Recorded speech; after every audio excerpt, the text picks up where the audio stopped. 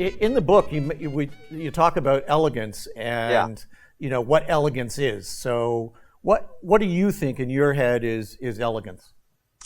Elegance is it's subtraction. It's how much crap you pulled out.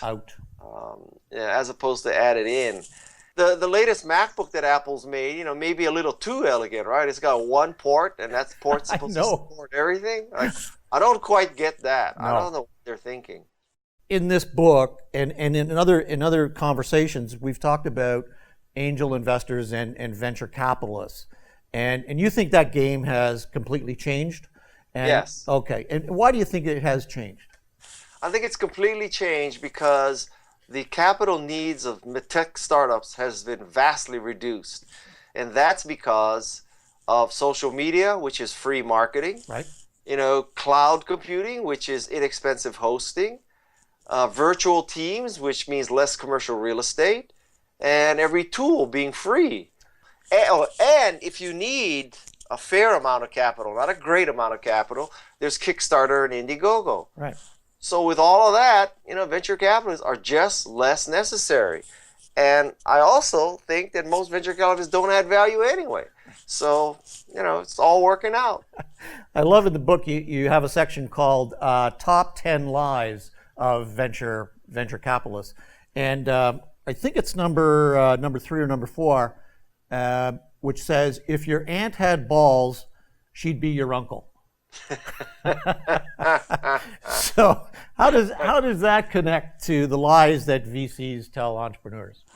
Well, I think a lot of entrepreneurs, they say stuff like, well, if you get a lead investor, we're in. Or once you're doing $10 million a year and you're doubling every 6 months, we're in, right? Yeah. And once you have this world-class team of, Steve Jobs as your CEO and Elon Musk as your chief marketing officer and John Ive as your, chief designer, then we'll invest. Well, like I said, if your aunt had balls, she'd be your uncle. I mean, if all this was true, guess what? Yeah. They wouldn't need your money.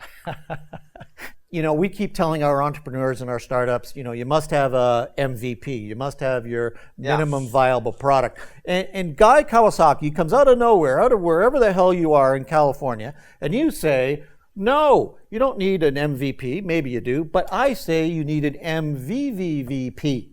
Yes. What the hell is that all about?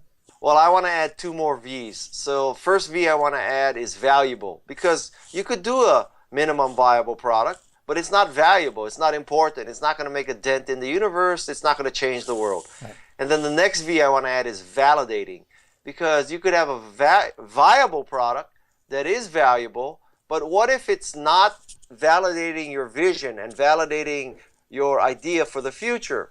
So I'll use an example for Apple. If Apple decided to create a laser printer today, it could slap on its label onto a Canon engine and it would be viable. People would buy it, no question. Is it valuable? Does it add to the universe having another laser printer? Not really. Is it validating? Well, what does it validate? What vision of Apple does selling a laser printer validate at this point? Nothing. So that is a product that is only viable.